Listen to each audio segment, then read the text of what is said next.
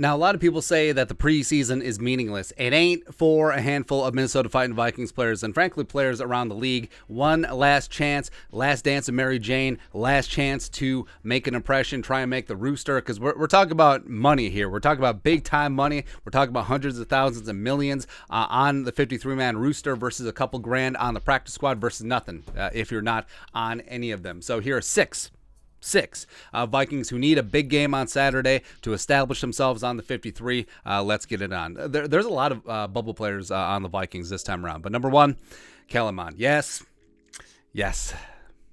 I still believe, even though the Vikings, they clearly don't believe for this season. They brought in Nick Mullins from the Raiders for a conditional 7th-round pick. He's going to be QB2. The question is, what's going to happen with Calmon? Now, I see two scenarios. If he plays lights out, like he has at times, going back to last preseason, also going in the second half of the Raiders game, yes, the Vikings would probably behoove them to keep him on the 53 as opposed to trying to slide him down under the practice squad. I think some teams may see enough potential and then try and claim him off of waivers, put him on their roster and go from there. But he's got to show up and show out. I do think that Sean Mannion is gone either way. I think Nick Mullins and him have too much overlap in terms of being the veteran QB2.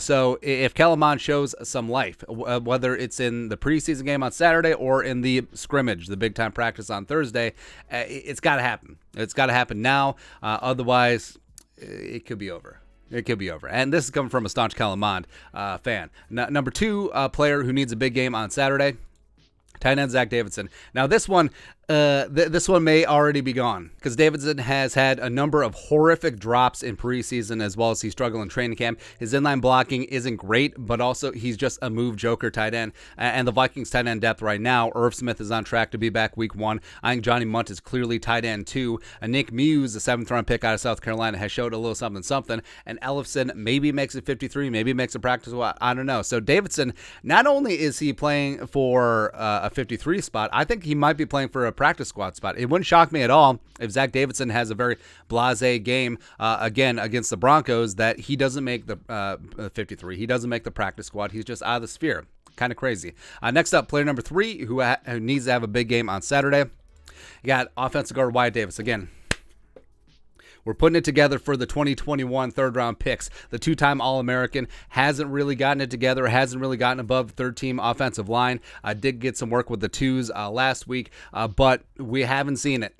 We haven't seen that spark. We haven't seen that dominance. We haven't seen that people-moving ability that he showed at Ohio State. Now, maybe part of that was maybe that knee injury from the national title game against Alabama was more serious than people thought. Who knows? But I think that the Vikings have a glut of interior offensive linemen right now, especially guards, because they got Ezra, Jesse Davis, Schlattman, Reed, and Ed Ingram. That's 5. I don't think that they carry 6 pure guards on the roster. So, I mean, Wyatt Davis, he better come out. He better move people, and Brian Kovac better rush for 5,000 yards behind his ass, because otherwise it's going to be kind of dicey. Come 53 cutdowns on Tuesday. Next up, player number 4 who needs a big game on Saturday, Jalen Twyman. That's right. We're playing the hits of just like it's right here. It's just get me. All my favorite players are on the bubble, but Jalen Twyman, the inspirational 2021 6th-round pick coming out of Pitt, he was unfortunately shot in the offseason last year, missed all of the 2021 season, came back, and is doing well, and is holding his own. But the problem is the Vikings are relatively deep along the defensive line. That's offense, nailed it. As well as he's been good, he's been bad, he's been otherwise, just hasn't really stood out either way. And I think the Vikings are going to roll with Diesel, Dalvin, Armand for Watts, Bullard, and Usezi as the 4 or 5 techs on the roster. So, Twyman, he has to make a splash. He has to get something going. Same thing with James Lynch, by the way. Oh, by the way, T.Y. McGill definitely making the roster. 1,000,000%. Love to see it, man. Next up, player number 5 who needs to step up on Saturday to have a chance to make the 53.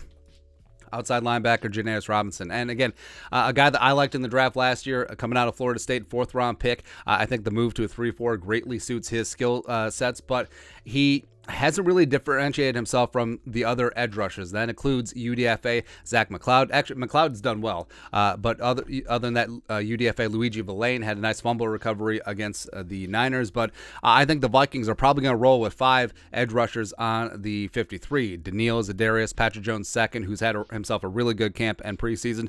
DJ Wanham, who's an absolute stud. And I think it's going to be Zach McLeod. I really do at this point. So Janaris, maybe put him on the practice squad, but if he wants a shot at the 53, he's got to blow it up against the Broncos. Then lastly, player number 6 who needs himself a big-time game to make the Vikings 53, Chris Boyd.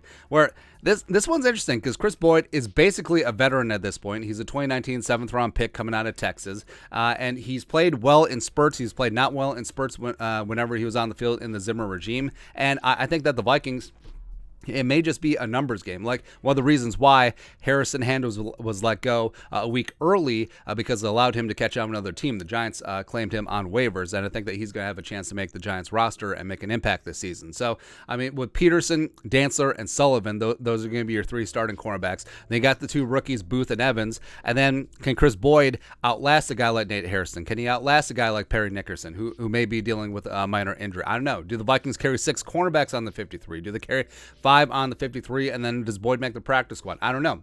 I don't really know. But yes, it is nice just to be on the team, but there's a big difference in money.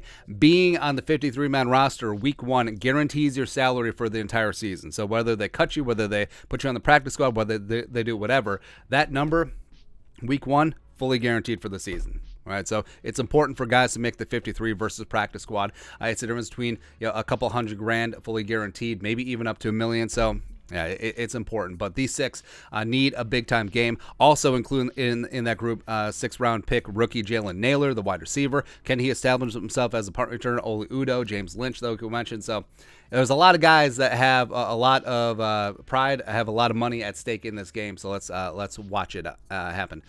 Your thoughts are our thoughts. Let us know in the comment section below. Subscribe for daily Vikings takes. Once we put the work, put a little something in the Venmo. But until next time, Skol, production value.